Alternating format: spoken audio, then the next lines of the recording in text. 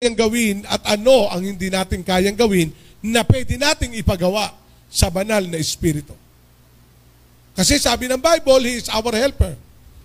John 29, in the last few verses, sinabi ng Panginoon sa una mga disipulo, huwag kayong aalis sa Jerusalem hanggang dumating at tanggapin nyo ang banal na Espiritu Santo na tutulong sa inyo.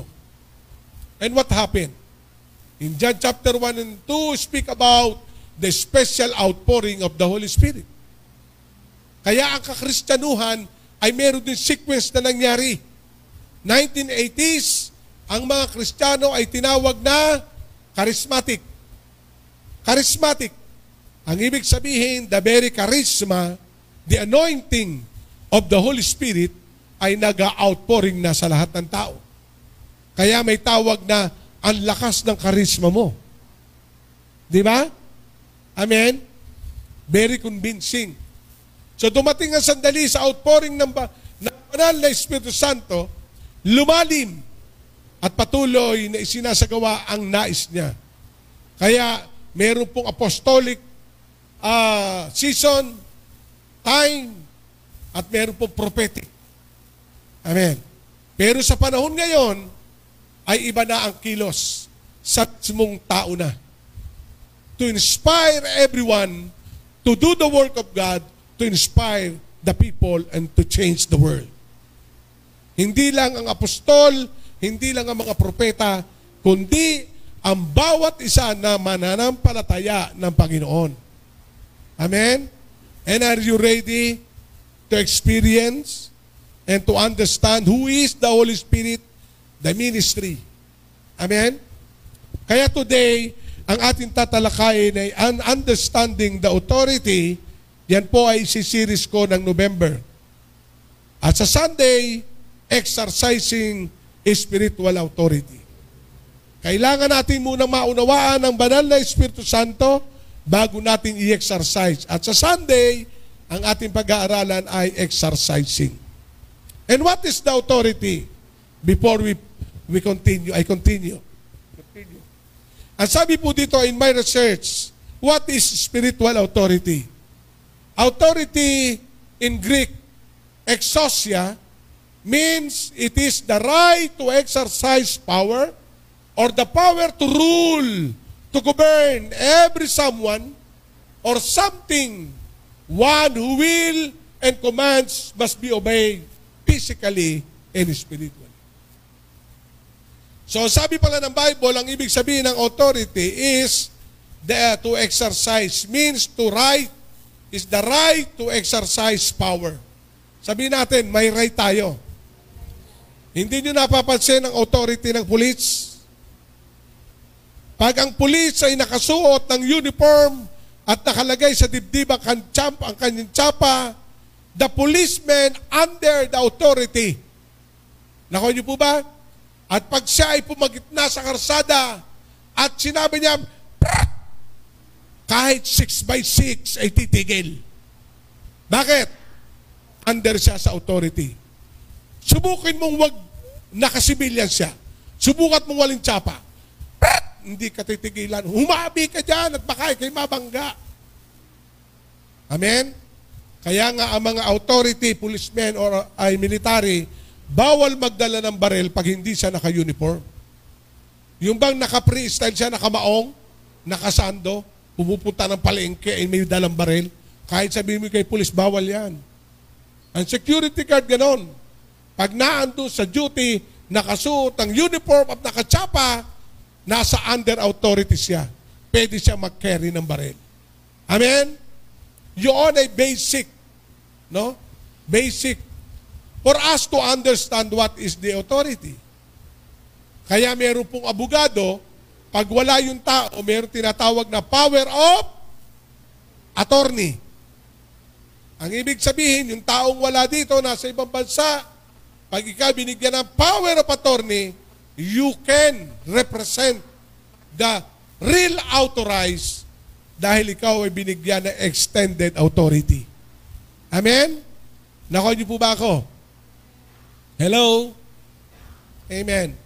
But as a believers, Hindi lang to extended authority, kundi God's given right, authority to exercise the dominion and power.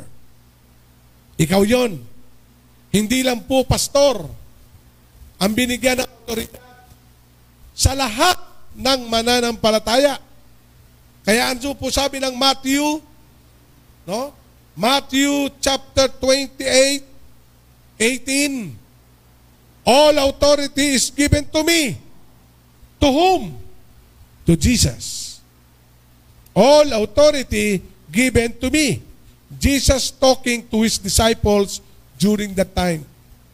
Doon sa 12 disciples, at ang commission niya ito, go therefore and make disciples to all nations, baptizing them in the name of the Son, the Father, the Son, and the Holy Spirit, and teaching them to observe all things that I have commanded you. So, napakaganda no? Sabi nga natin, all authority. Kanino binigay? Kay Jesus, sa ating Panginoon. Pero ano sabi ng John 14:12? Nung ang Panginoong Jesus ay binibigyan na niya ang mga signs na siya aalis na. Aalis na. Katulad na sabi ko, na ating binasa, sa inyo ikabubuti ang aking pag-alis. Bakit? Ano sabi ng John 14:12? I tell you the truth, anyone who has faith in me, all will do. All in me will do what I have been doing. Bakit? He will do even greater things than this because I'm going to the Father. Aalis ang anak. Kaya yung authority, ibibigay niya hindi extended, full authority. Amen? Katulad ng example ko, yung real authorized person, aalis. Magbibigay sa kanya, okay. O katulad ng anak ko, binigyan ng power of attorney si Mrs. kahit anak na niya.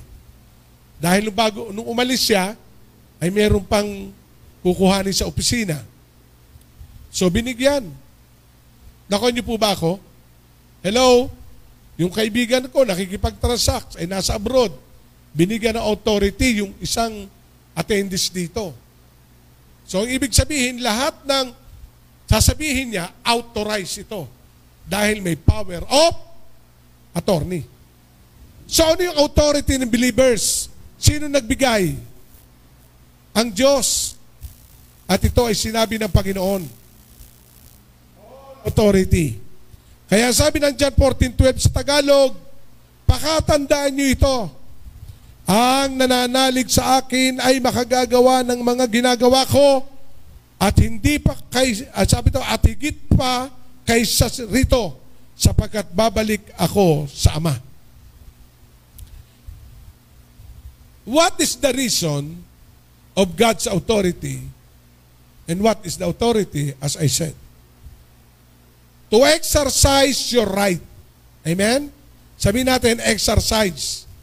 Yung katuwiran at katotohanan ibinigay sa iyo ng Diyos, dapat i-exercise mo, isagawa mo. Ay, kailangan sa Kristiyano ay hindi lang tayo nagsasamba sa Diyos, hindi lang tayo sasabihin, Lord, salamat sa pagpapala. You have the right and authority given the Lord. Why? To do the unfinished work of Jesus. To do the unfinished work. Merong mga gagawin tayo. Unang-una, in our own Christian life, you need to overcome everything. Amen? Kailangan kasi. Amen? Kasi bilang believers, alam mo yon.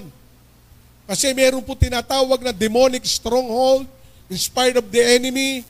Meron pong negative word from witchcraft, negative people, na inggit sa'yo kung ano-ano na sasabihin sa'yo, na hindi naman totoo. Amen? Babaksak ka, babaksak ka, babaksak ka. Bilang Kristiyano, we have the authority to declare and to reverse. Amen? Wala, hindi totoo yan, Satanas. Sabihin na Satanas, hindi, wala ka ng kwenta, ikay babaksak na, wala na, mahina ka na. Maraming Kristiyano, umiiyak na lang. Pero dapat, you need to stand. The Lord given us the right to exercise the authority. Amen? Every day, no? Kahapon, kasama kami nila JJ. Ang daming tao, hindi ko kilala eh. Akin interview nga, taga saan kayo? Taga Morong Rizal. No? Mga naka-face mask naman ako. Pero bago pa lang, umaga pa lamang, I pray to the Holy Spirit. Kasi ang Holy Spirit ay triune God. God the Father, God the Son, God the Holy Spirit. I-exercise natin yung promise na I will send you advocate. Kaya mula nung March hanggang ngayon, wala akong tigil sa paghayo. Kasi may Holy Spirit eh.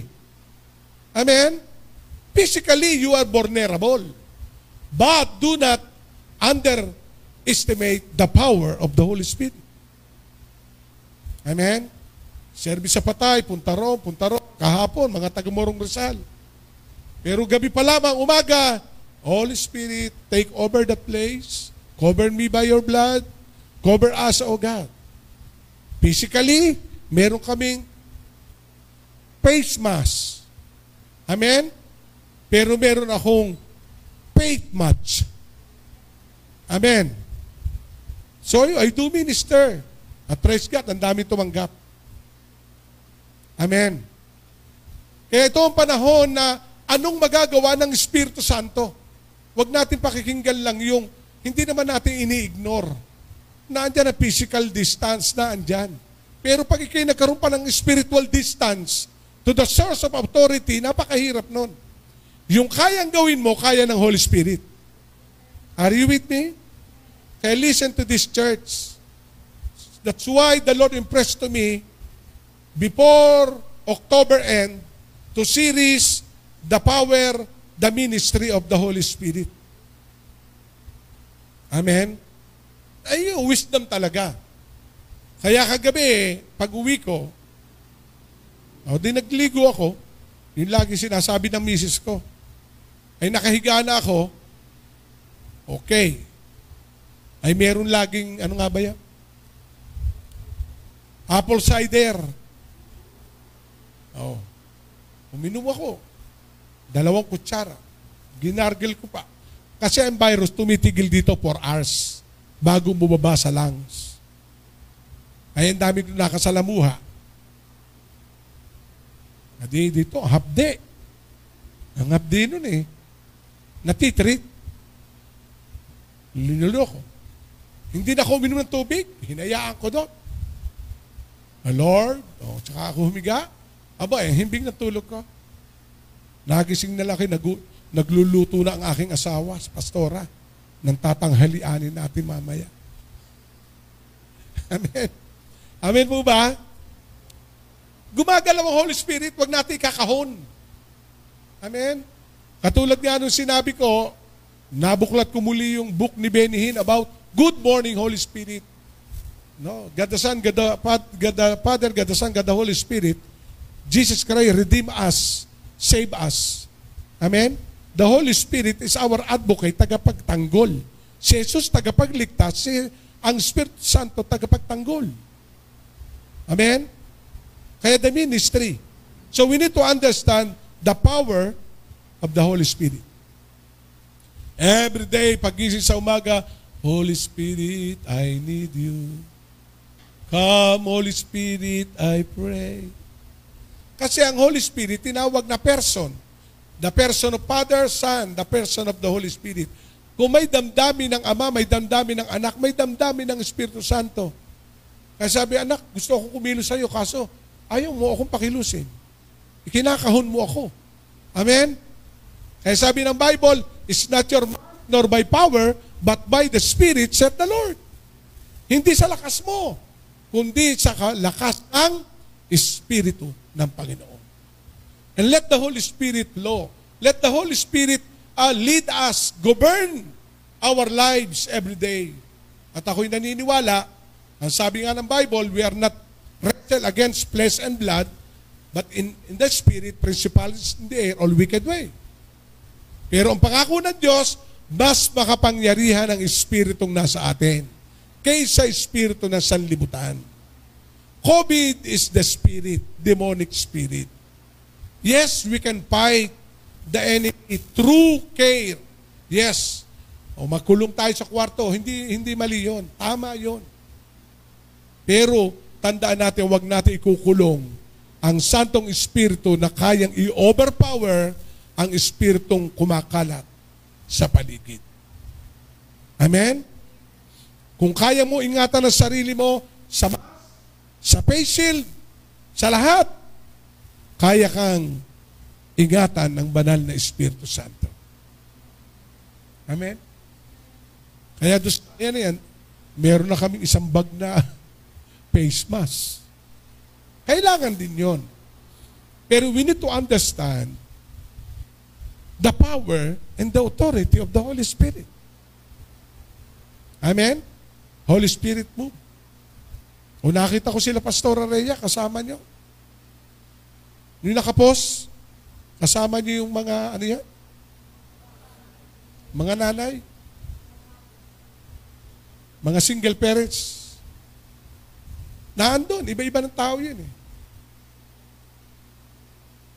Pero pag tayo humiling sa Santong Espiritu, nariyan. Si Jesus nga, di ba? Hindi nakaligtas sa parusa. Pero nung nanalangin siya sa Gethsemane, ang sabi niya, the flesh is weak, but the spirit is willing. Ang mahirap kasi, weak na spirit mo, hindi pa willing, weak na ang flesh mo, hindi pa willing ang spirito mo. Are you with me? Yes, magpahinga tayo. Tama yun. We need to protect our physical body. Pero si Jesus Christ, inamin niya, my flesh, my body is weak. Pero ang ganda, my spirit is willing. Kaya in-overpower ng spirito ang laman ng Panginoong Hesus. Kaya nung dumaan siya sa Via de la Rosa, hanggang isipako sa krus, hindi naman nakaligtas sa Via de la Rosa, pero natapos niya. And the Holy Spirit will guide us unto all truth. Kaya let us understand. And next Sunday, ating duduksungan yan ang you need to exercise. Amen? Amen po ba? So palapakan natin ang ating Panginoon. Ang sabi ng 2 Corinthians chapter 10 verse 8, ang ganda na sinabi dito, if the Spirit is specifically, ang sabi dito, it speak spiritually, sabi dito, specifically of the apostolic exercising of spiritual authority to build and to demolish. Yung bandang unahan ng outline na. Ayan. It speak specifically of the apostolic exercises kasi si Paul ang nagsasabi nito. Amplifiedly. From the book of Corinthians chapter 10 verse 8. Paul is talking. Nako nyo? Kaya sabi niya, the authority from the Spirit speak specifically of the apostolic exercising of spiritual authority to build and to demolish. Kaya if you have the spiritual power from on high, ang sabi niyan, it speak to build and to demolish. Lord, right now, in Jesus' name. In Jesus' name. Nung namatay yung asawa ni Ate Sylvia, ang daming tao, service. Hanggang sa libingan. O si Pastor Conrad, nag-service ka rin sa patay, ano? Doon sa Triangulo. O nako, ang dami rin tao doon. Pero sabi ko sa kanya, do the minister. The Holy Spirit protect you. Amen? Umalakas pa naman tayo. Praise God. Because there is the Holy Spirit. Kaya, ang ibig sabihin, pag naunawaan natin, yung limitation natin, let us declare the unlimited power of the Holy Spirit. You are limited. We are natural. But the Holy Spirit, supernatural. You can do all things. Amen? You can do all things. Kaya spiritual authority is delegated power of God for His people. His spiritual authority is delegated. Sabihin natin, delegated. power of God to His people. Delegated. Itinalagang kapangyarihan sa iyo. So ano gagawin mo? You have the right to exercise kind of authority.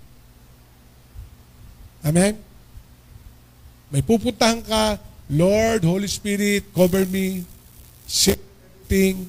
Oh, Jesus, cover me by your blood. Praise God. Okay, I will go to my points before I close. Ilan lang po ito. John 14:12 says, katulad ng aking binasa, pakatandaan ninyo, ang nananalig sa akin ay makagagawa ng mga ginagawa ko. Sabi natin, pakatandaan. Ba't sinabing pakatandaan? Huwag mo lilimutin. Pag isang bagay ay tandaan mo, hindi ka maliligaw. Tama? Pag isang bagay tinandaan mo, alam mo na susunod na dapat mong gawin. Yan ang sabi ng Bible. Pakatandaan nyo, ang nananalig sa akin. Sino nananalig? Taas ang kamay uli. Everybody believe? Believers. Kaya sabi ko sa inyo, ang authority and power of the Holy Spirit, hindi lang ibinigay sa pastor, hindi lang ibinigay sa bishop, hindi lang ibinigay sa fivefold ministry, the prophet, the apostle, amen? Amen po ba? The evangelist, the pastor, and the teacher. Hindi lang ito ibinigay to those all who believe. And if we are a believers, listen to this, lahat po na nasa bahay. If you are a believers, you need to exercise your God-given authority, delegated authority to you every day. Amen? Amen? Huwag natin ikakahon. Diyan ka lang. Hindi. Oh, yes. Ay ako, bilang inyong pastor kung saan ako na-invite noon, wala pang pandemya. I go to abroad, I go to here, Philippines. Minsan, alam nyo, nag-preach ako sa Hong Kong sa isang malaking sinihan. Ako yung nagpipreach. Biglang lumapit ang MC. Nakalagay sa MC, Pastor, English, we have a foreigner visitor. O, diba? Ay, ilan lang ang baon kong English, nauubos na nga And the Lord give me wisdom, at yung memoryado kong English na verse sa Bible, pinagduksong-duksong ko. Binabasa ko English Bible. Di naunawaan niya. Nung nag-altar calling, siya pa unang pumunta sa gitna. Amen po ba? The Holy Spirit will give us wisdom. Pero siyempre, mag-aral ka din. Amen ba? Kaya ako nagpasalamat, nagawa ko na outline na Tagalog, ginawa ni Pastora English sa kasal. O, di nagkakasal na ako. Praise God, the English. May solusyon spiritually and physically. Kaya dito makikita natin si John 14:12. Pakatandaan ninyo, ang nananalig sa akin ay makagagawa ng mga ginawa ko. Ano ginawa ng Panginoon? Taas ang kamay. Nagpagaling? Nagkasot ang devil? Di ba? Ginawa ng Panginoon yan. Lumakad sa tubig. Pero wag gagawin Baka isang araw bukas pumunta si Joban sa Sampaloc Lake. Subukan ko nga sinabi ni Bishop. Lahat ng ginawa ni Jesus ay gagawin ko. Lalakad ako sa tubig, Sampaloc Lake. Abay, wag! Lulubog ka. Amen. Amen po ba? Kaya, pero Panginoon, magagawa mo.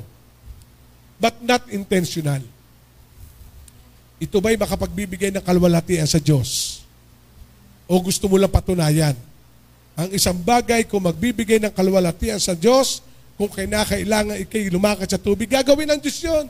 Kasi magbibigay ng kalwalhatian at kailangan mo. Ay, hindi mo naman kailangan. Pero, yung mga imposibleng bagay, siya gagawa. In behalf of our human limitation, the Holy Spirit, everything. Kaya masasabi mo, ba't ko nasalita yun? Di ba? Amen? Humarap ka sa maraming tao, nagsalita ka, pag uwi mo, ba't ko kaya nasabi yun? Habang ka nagsasalita, may umiiyak. Di ba? Talagang meron lumuluhod pa. Ba't mo, sabihin mo, ano yun? Naku, magaling talaga ako ha. Hindi yun. Dahil kailangan ang Holy Spirit ang nag-minister sa kanya. Amen? Ginamit ka lang bilang daluyan. Pero ang banal na Espiritu Santo ang gumagawa mo. Bakit? Kasi ginawa mo. Amen?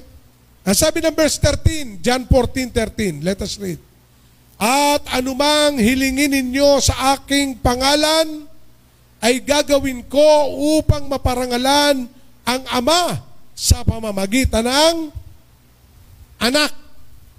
Sabihin natin, maparangalan ng Ama sa pamamagitan ng ayan. Kaya yung mga hindi naniniwalang may Ama, may Anak, may Espiritu Santo, mag-focus sa John 14. Diyan ipinapakita na may Amang tinatawagan na isinugo ang anak, may Espiritu na isinugo ng Jesus, ng ating Panginoong Jesus. In verse 14, kung hihiling kayo ng anuman sa aking pangalan, ito ay aking gagawin. Kaya, yung God-given authority and the authority of the Holy Spirit, kikilos yan sa pangalan ng Panginoong Jesus. Amen?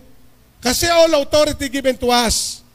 Kaya sabi dito, kung hihiling kayo ng anuman sa aking pangalan, ito ay aking gagawin. Kaya yung authority, extended, delegated authority from God and the Holy Spirit working in the name of Jesus. Amen? Oh, Holy Spirit, in the name of Jesus, Lord, yung pupuntahan ko ay hindi ko sigurado ang lugar, Panginoon, every demonic spirit, Panginoon, right now, in the name of Jesus, send and destroy every demonic spirit. And the Holy Spirit will play because we are subject and under the authority of Jesus. Sabi ng Colossians chapter 3, submit yourself to the Lord, resist the enemy, and the enemy will flee from you. Are you with me? Kaya yung God's given authority in the name of Jesus, and we are under the authority of Jesus. Kaya susunod lahat. Amen? Come down in the name of Jesus. And the Holy Spirit minister. Naalala ko po yung isa kong kaibigan sa Santa Cruz. Binata pa ako noon, kasabayan ko. Addict siya. Ang sabi ng doktor na pina-check up sa Cavite, kung ilan daw taong nag-addict, yun ang taon na kailangan siya ay gamutin. Nag-iikot na po sa baryo namin yon. Ay talagang ang linis naman sa katawan kasi ang nasa isip lagi gustong maligo. At talaga may suklay yun. Siguro doon umistop yung kung may rosidi ang utak. Doon umistop. Kaya ang alam niyang gawin, maligo, magsuklay. Tumatapat sa bawat poste. Lakad. May poste. Pero mamaya, matino. At sabi ng tsahin na, Brad, dumalo ko doon sa Bible study. Abay, medyo okay.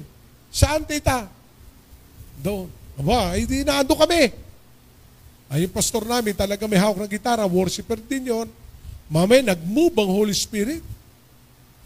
Alam nyo, naandun siya, ha? Tumanggap sa Panginoon. At doon nag-move ang Holy Spirit, ito, biglang bumaho doon sa salas na aming pinagagadiran.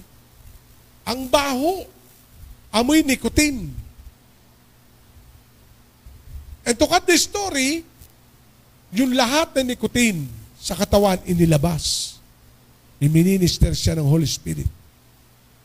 At nung matapos kami, naandun sa ilalim ng bangko, kulay dilaw ang balat. Yung damit, hinubad, sabi nung tsahinay, maligo ka sa CR. Ang tagal. Umaawit na. Yung kanya tinatnan, yes, He is Lord. Yes, He is Lord. Mamaya nung lumabas, nawala. pina-check up sa doktor, nagulat ang doktor, ano nangyari sa'yo? Pinakita yung damit na hinubad nung siya ay nabaptize ng Holy Spirit, amoy, sunog, nicotine ng marijuana, at iba't ibang uri ng gamot. In the few minutes, na-deliver siya because of the power of the Holy Spirit. And today, pastor na siya kasi napangasawa niya pastora. Amen? Malapit na kamag-anak. Kaya do not underestimate the power of the Holy Spirit. The Holy Spirit ministering us. Amen? Kaya minsan tayo kinikilabutan, tayo nagtatangs, maraming bagay, physical manifestation, and that is the work of the Holy Spirit. Kaya sa end ng November, no, ay i-actualize natin ito. Binibigyan ko lang kayo ng understanding about the power and authority of the Holy Spirit. Amen? Kasi physically hindi natin kaya. Ako ramdam ko. Physically hindi mo kaya eh. Amen? Mix emotion, mix isipan mo, mix naglalaban-laban na. Kung wala kang strong foundation to minister ng Holy Spirit, mahihirap. Kasi mananaig, lahat kasi nakikita. And thank you because the Holy Spirit ministering everyone. And we need to understand and siya mag-work. Katulad ng sabi ko, we need to exercise God's delegated authority. Kaya sabi natin, authority. May autoridad ka. Hindi mo lang titingnan, hindi mo lang papakiramdaman, kundi, Lord, in Jesus' name, I reverse and I declare right now. Amen? Right now. Wherever we are. Kaya may mga places na demonize. Meron lugar na, katulad sinabi ko, ano sabi ni Pastor Maki, yung puno, Balete Drive. Nalaging lamanan ng tao, lamanan ng lahat ng ganda. Ako, nasa Balete Drive ako ngayon. Abay, iniisip mo eh. Kasi mindset, away, tinatakot ka na. Eh, nung araw, meron kaming Balete 3. Ang taas, naiwanan na lang namin doon sa amin pero walang puno. Mas makapangyarihan ang espiritong sumasa atin kaysa espiritu ng sanlibutan. May susi tayo, ang kailangan mo lang ay gamitin. Ang sabi ng Matthew, sino ako dyan? Chapter 18, you are Jeremiah. Sino ako dyan? You are John the Baptist. Sino ako dyan? You are one of the prophet. Pagdating kay Peter, sabi ni Jesus, ikaw, who do you I am? Oh, you are Christ, the Son of the living God. Ano sabi ni Jesus? Oh, you are blessed. It is not revealed to you by man. It is revealed to you by my Father. And I give you the whatever you bind on earth shall be bound in heaven. And whatever you loose on earth shall be loose in heaven. Ang tanong ko, sino magbabind? Sino maglulus? You, the believers. Ang problema, wala kang nilulus. Ilus mo yung health mo, jeta, okay. Ibait natin. Halimbawa, may nakikita ka, Lord, in Jesus' name, hindi ko gusto ito nangyayari ito sa aming magkakapatid, sa aming pamilya. No? Lord, I bind. Amen po ba? Umuwi ako sa amin noon, hindi ko ramdam miniting ko. Sabi ko, kung dadaanin ko ito sa physical, magagalit sa akin, hindi naman ako panganay. So I bind the spirit in Jesus' name. Amen? Yung nakikita kong espiritu, right now, Satan, lumayas ka. Lumayas ka. Walang karapatan sa akin mga kapatid. Down! Out! Amen. Puro mo, kung marinig ako kapatid ko, ano ginagawa na yung pastor doon? O di mamaya, nag-loose naman ako. Lord, it's loose the spirit of peace, love, understanding in Jesus' name. O nung kinausap ko, Tol, huwag ka na magpapasukal dito, ha? Opo, kuya. O, dito manggap na. Praise God. Amen. Hello? Ayo, huwag ka na magpapainom dito, ha? Kasi bahay natin to. Huwag ka nang ganito. O, ngayon, may Bible study na. Amen? Naku niyo po ba? Kasi minsan tinitingnan lang natin kailangan may authority. Ano nakita mo? Lord, in Jesus name. Huwag mo namang sasabihin lumayas ka. Hindi. Huwag mo gaganon Amen? O kaya naman, natutulog natutulog. Huwag mo naman sa pangalan ni Jesus, inilehas pa, bigla nagising.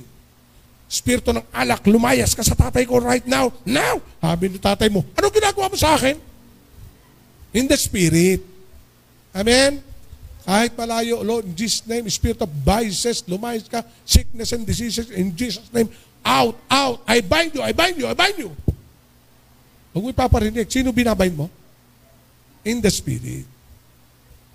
Kahit tayo naglalakad, amen, nagmamaneho, Lord, right now, let your protection be with me in Jesus' name. Sa pagpasok ko lamang sa SLEX, ingatan mo ako. Holy Spirit, guide me.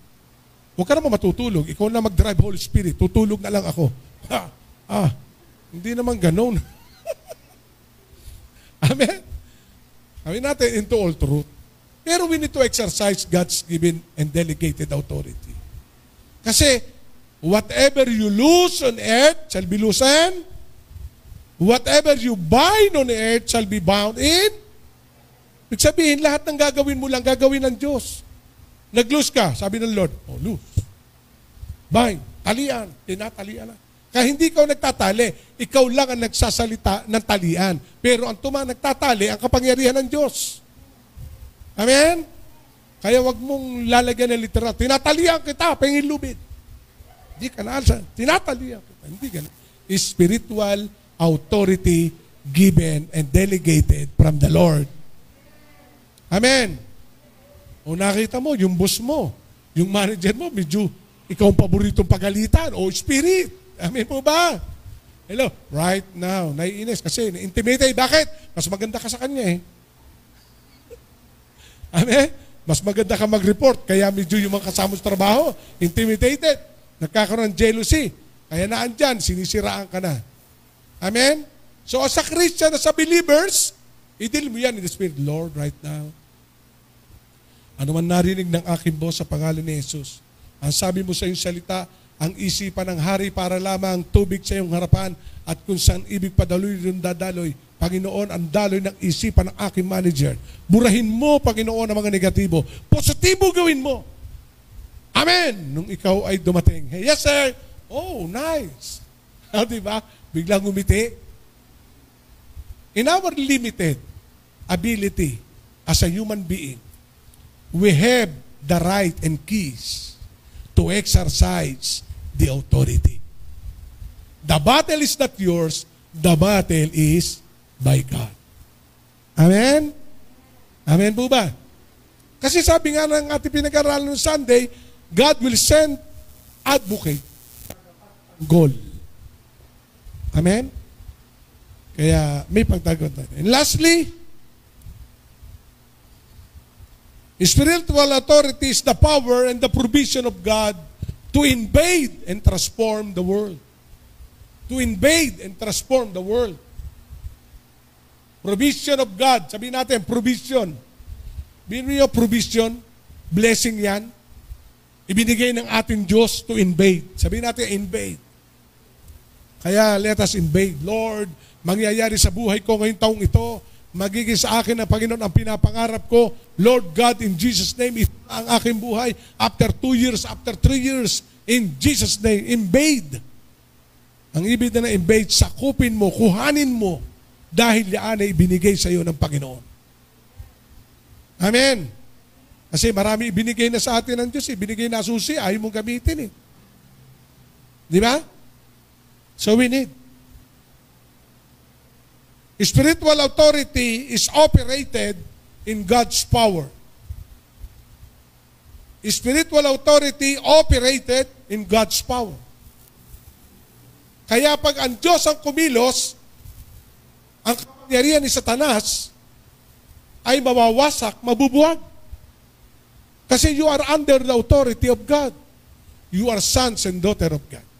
And you need to exercise God-given authority in the name of Jesus. Hindi mo lang titingnan. Even ito, whatever circumstances, Kaya i-prepare. Even the atmosphere. Lord, take and invade this place. I declare love. I declare provision. Amen? At makikita mo, ang Holy Spirit ang kumukontrol. Spiritual authority reveals God's work on this earth. Inihahayag ng Espiritu ng Diyos ang lahat ng nangyayari sa mundong ito. Earth. Masesense mo. Kaya makita natin, ang Diyos nagbibigay sa atin ng discerning spirit.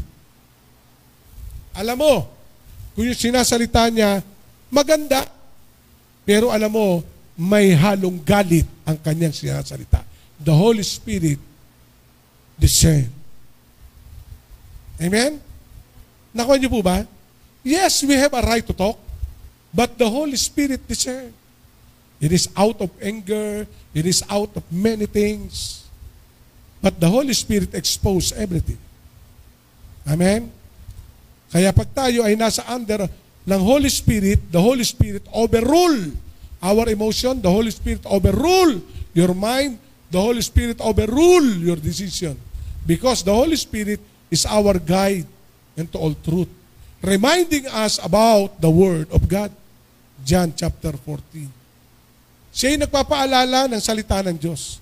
Bigla mo na lang maalala, oy, Panginoon, di ba't may pangako ka nga pala? Amen? And the Holy Spirit. Kaya sabi nga ng Bible, in the book of Corinthians, hindi ito sumagi sa isipan ng tao, amen, ni narinig, pero ito iniyahayag ng Espiritu ng Diyos, sa Espiritu ng tao. Malalaman mo. Kaya discern. Lord, yes, thank you. Thank you. Amen? Amen po ba? Pag tayo nasa place na medyo demonized, alam natin, merong stronghold sa lugar na ito. Kaya in example ko nga yung dating church na pinagpastoran ko, lumipat kami sa Emilionor. Sino nakakaalam nun? Yung Emilionor. Diba? May namatay doon. May namasaker doon eh. Ay biglang kinuha namin, uupahan. So sabi nung tapat bakery tapat doon eh. Nung kami naglilinis at medyo naaayos na, alam niyo tanong sa akin nung may-ari ng bakery, ikaw pala ang pastor dyan. Ang sabi ay, wala ba nagpapakita sa inyo dyan? Wala ba nagpaparamdam? Sabi, bakit? Meron ho dyan. Ay, kahit kami, tanaw ng bintana namin ho eh. Yung bintana at loob, kita ho namin eh, pumapaypay yung pinto. Amen? So, ang dala sa kanya takot. Ay, sabi ko, ganito, ay ihahandog namin yung place. Iaanoy tang oil.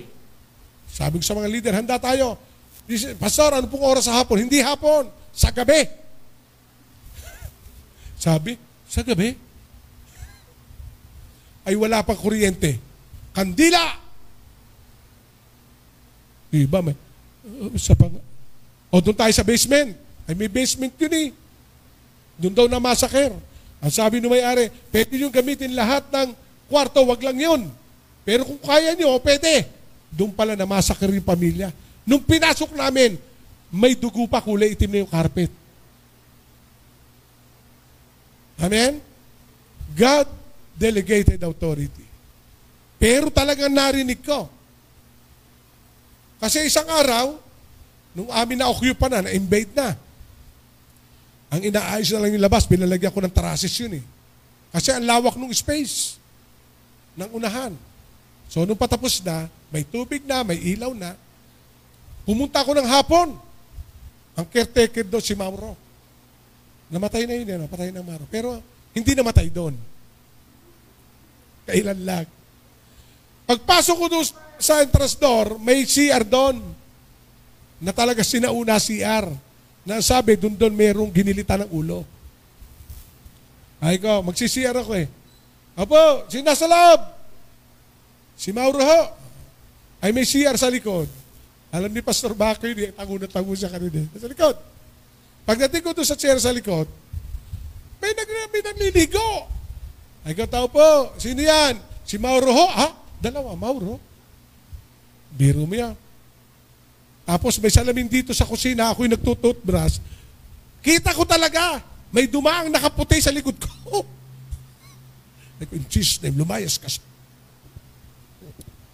Yung taas, ginawa kong office.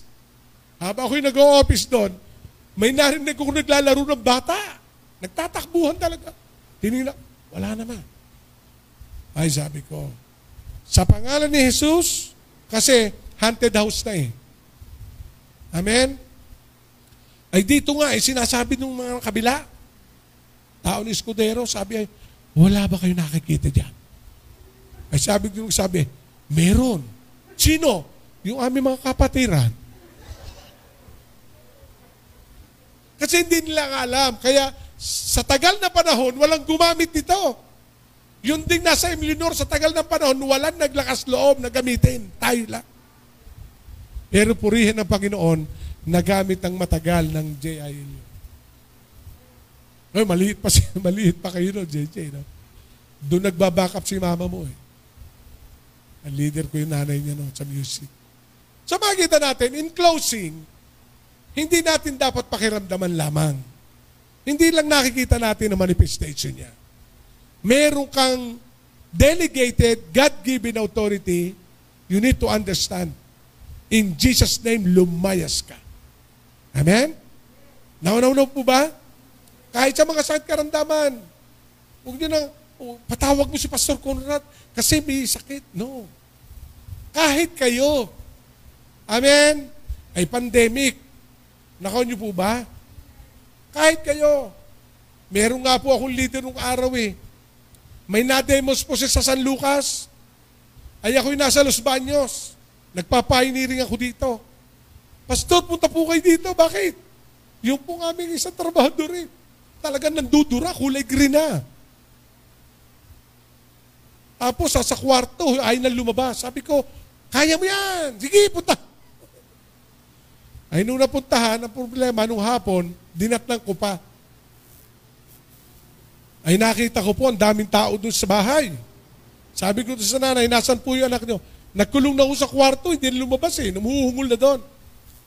Sabi ko, pangalan ng Panginoong Jesus, lalaya anak nyo, naniniwala ba kayo? Opo. Pero ako'y may tanong.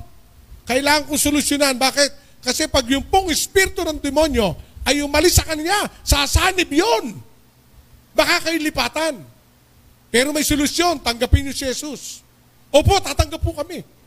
Takot masaniban ng demonyo. O di ba? Ang ginawa ko, Bible study ko muna, few minutes. Talagang pasukan. Yung mga nasa labas, takot masaniban siguro. Eh kasi sabi ko, pag umalis yung demonyo, doon sa babae, aalis yun, sabi ng Bible. Pero hahanap ng matitiran. Ay ayoko po. Tumanggap, kaya nagkaroon ng Bible study doon sa San Lucas. At nung matapos na, binigyan ako ng wisdom ng Lord.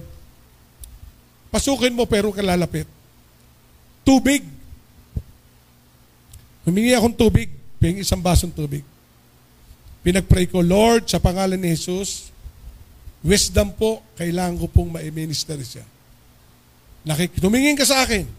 Sa pangalan ni Jesus, wala kang karapatan na manahan, gawin mong tahanan ng katawang yan. Yan ay anak ng Diyos na buhay. Hindi! Umagana. Sa pangalan ni Jesus, isinaboy ko. Doon ako nakakita. Yung ulo umabot sa likod. Ang alam ko, yung ulo aabot sa tuhod. May pa nga eh. Pero, gumano. Pero sa pangalan ng Panginoong Jesus, na-deliver. Sabi, ba't ako narito? Pinatsabay ko siya sa panganalangin kasi umalis ang espiritu ng kaaway. Sabi ko, tanggapin mo si Jesus. Yung pa naging entry point,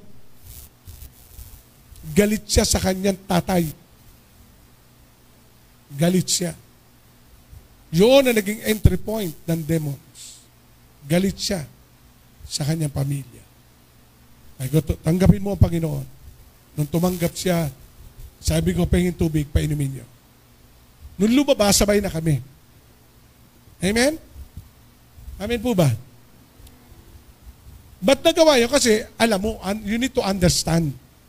Kasi baka hindi, alam, may nangyari din sa Bible. Ipinag-pray. Sa pangalan ng Diyos, ni Pablo, ni Pedro, lumayas ka. Nagsalita yung demonyo. Kilala ko siya, ikaw, sino ka? O, ibig sabihin, nag-pray siya na wala siya sa autoridad ng ating Panginoon. Ginaya yung ginawa ng apostol ng Diyos. Kaya we need to understand God-given authority.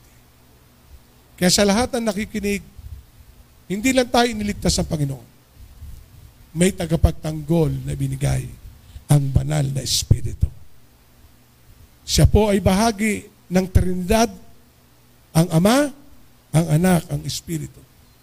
Kung ang Ama ay kumilos during the time from the Old Testament, during Moses, during Joshua, ang Anak ay kumilos during the 12 disciples to save and to redeem the fallen humanity. Ang Holy Spirit kikilos para maging tagapagtanggol at helper ng bawat isa. Si Jesus ang nagsabi sa John 16, as I close and I read, ang sabi dito sa John 16 verse 5, pero ngayon ay babalik na ako sa nagsugo sa akin at wala na isa man sa inyo ang nagtatanong kung saan ako pupunta. At ngayon sinasabi ko sa inyo, pero totoo para sa ikabubuti ninyo ang pag-alis ko dahil paparito sa inyo ang tutulong sa inyo. Ang sabi ng Biblia, sa aking pag-alis. Darating ang tutulong sa inyo kung hindi ako aalis. Kaya si Jesus ay nabuhay na muli, God's will, na siya umalis at ang Holy Spirit ang nasa atin ngayon. In the name of Jesus. Amen? Tayo po lahat ay tumayo. Let us declare the goodness of God, the delegated power over sickness and diseases, over the enemy, over COVID-19, over poverty, everything. The Holy Spirit is alive. Real ang Holy Spirit. Totoo siya. And allow Him to minister. Amen? Saan man tayo pupunta, because of our limitation, ask the Holy Spirit to guide. Amen? Shall we raise our hand? Lord Jesus,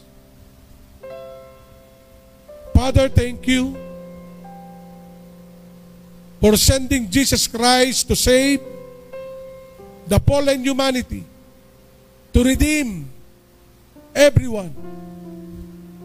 You are the mediator between God, the Father, and from us. Jesus is our mediator.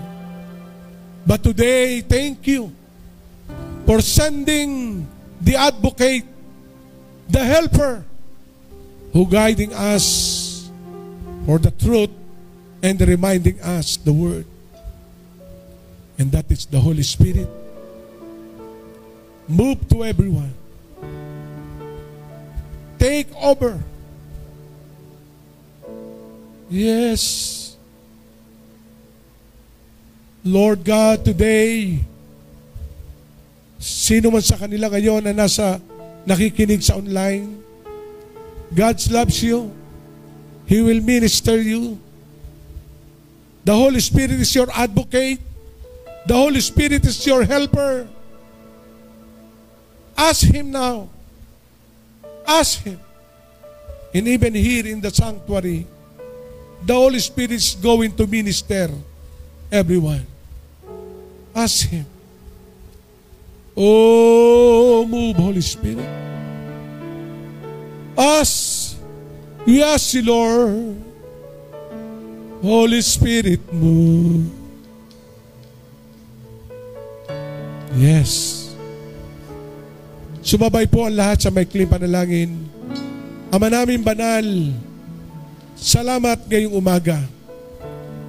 Ako'y naligtas dahil sa iyong anak na si Jesus. At salamat ngayong umaga, naunawaan ko ang delegated authority to me as an advocate, tagapagligtas, tagapagtanggol Panginoon, binubuksan ko ang aking puso. Inaamin kong wala akong magagawa. Tinatanggap ko si Jesus bilang aking tagapagligtas at aking manunubos. And I ask today, this morning, the Holy Spirit to guide me. Bantayan mo ako. Ipagtanggol mo ako. Proteksyonan mo ako. Sa iyo po inihahandog ang aking buhay. Ito pong aking dalangin sa pangalan ng Panginoong Jesus. Ang lahat ay magsabi ng Amen and Amen. God bless us all. Tayo po'y makakaupo na. And Sunday, we will talk about how to exercise the power of the Holy Spirit. God bless us.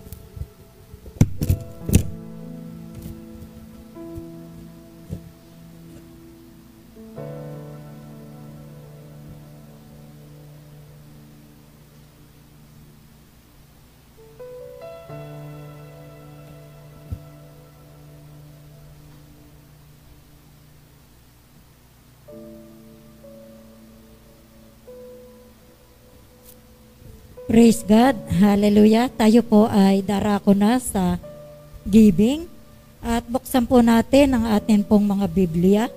Doon po sa Book of 2 Corinthians chapter 9 verse 6 to 8. Ang sabi po dito, ito ang ibig kong sabihin, ang nagtatanim ng kakaunti ay aani ng kakaunti. At ang nagtatanim ng marami ay aani ng marami. Ang bawat isa'y dapat magbigay ayon sa kanyang pasya, maluwag sa loob at hindi napipilitan lamang. Sapagkat iniibig ng Diyos ang nagbibigay ng may kagalakan. Magagawa ng Diyos na pasaganain kayo sa lahat ng bagay at higit pa sa inyong pangangailangan, upang sumagana kayo para sa mabubuting gawa. Pinagpala po ng Diyos ang pagkarinig at pagkabasa ng kanyang salita. Amen. Tayo po ay nasa panahon ng giving at sa oras pong ito, lahat po tayo ay hinahamon ng ating Panginoon. Kaya nga po may mga talata po tayong laging binabasa kapag ganitong panahon ng pagbibigay. Amen.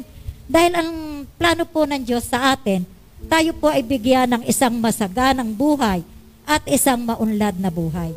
At ang layunin po ng Diyos ay malaman po natin kung paano po tayo magbibigay, lalo na nga po at sa ganitong pagkakataon.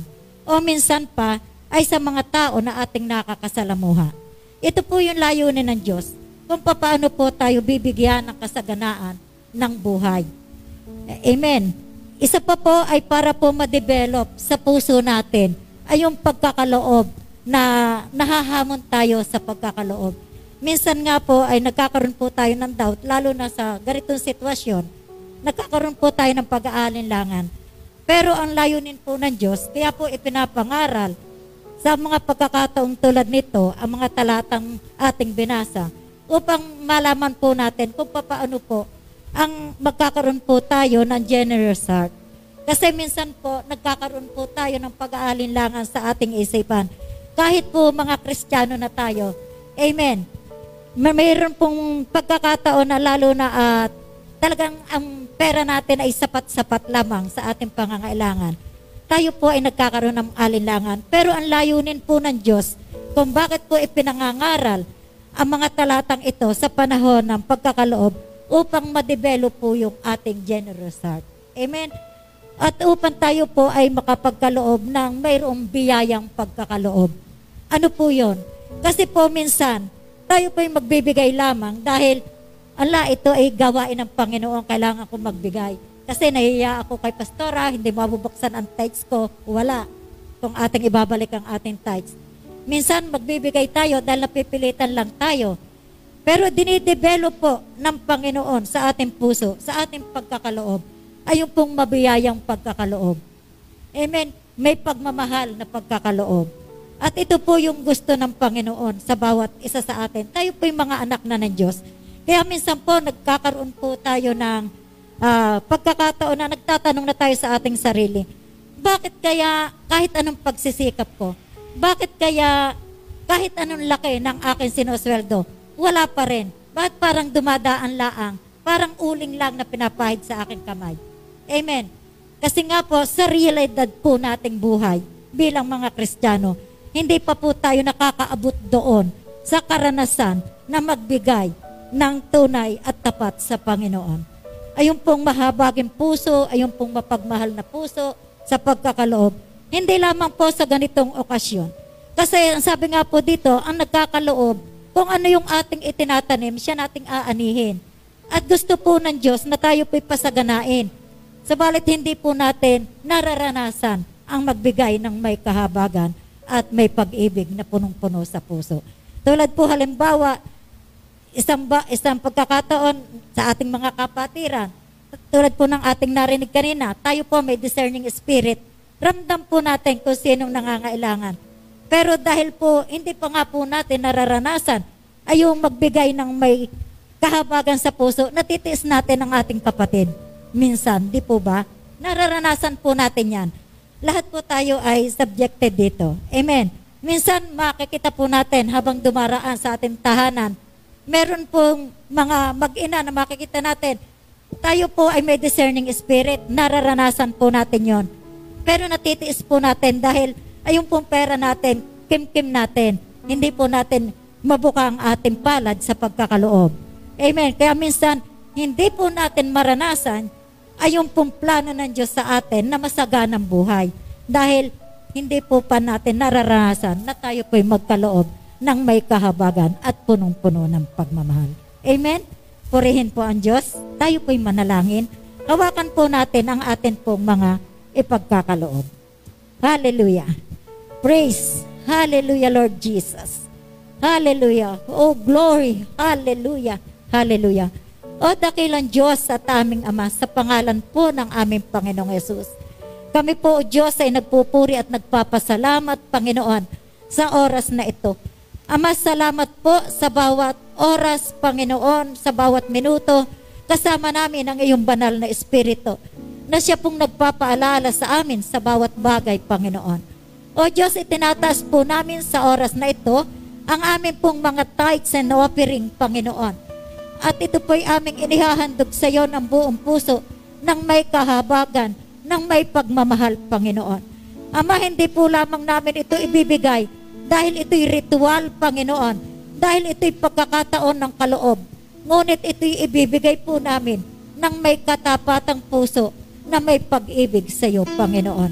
O Diyos, marami pong salamat sa oras na ito. Pagpalain mo po ang bawat isa sa amin, Panginoon. At anuman po, O Diyos, kalaki o kaliit, ang aming ipagkakaloob, tanggapin mo po ito, Panginoon. Ama, marami pong salamat, pagpalain mo po ang bawat isa na magkakaloob. At yung pong walang kakayahan na magkaloob, Panginoon, ikaw po ang magkaloob sa kanila, Panginoon. Ikaw po ang magbigay ng pagkakataon, O Diyos, na sila'y makabahagi na sa gawain na tulad na ito. Ama, marami pong salamat sa iyo po ang pinakamataas na papuri, kaluwalhatian at karangalan sa pangalan ni Jesus. Amen.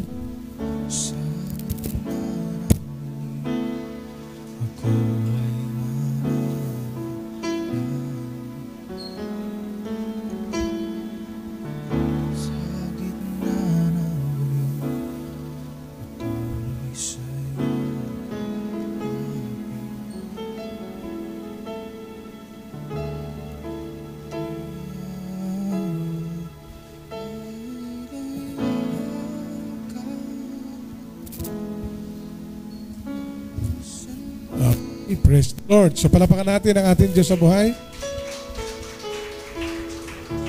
Tayo po lahat ay tumayo. Dadako po tayo sa benediction prayer. At maging ang bawat namin kapamilya, Life in Christ o ilang mga kaibigan na sumusubaybay, tayo po dadako sa benediction prayer. Tapos po natin ating mga kamay. Salamat dakilang Diyos for all the provision na aming tinanggap, especially sa aming po na-receive today, sa aming first and second service. Salamat dakilang Diyos. At dalangin po namin, Panginoon, sa aming pag-uwi, ingatan mo kami, sumami ng pag-ibig ng Diyos Ama, pagkapala ng Diyos Anak, at ang pakipisan ng Santong Espiritu sumami. Ngayon at pagpakailanman, sa pangalan ng Panginoong Yesus, ang lahat ay magsabi ng Amen and Amen. God bless you all. See you again sa Sunday. Morning, 2 service po ulit tayo.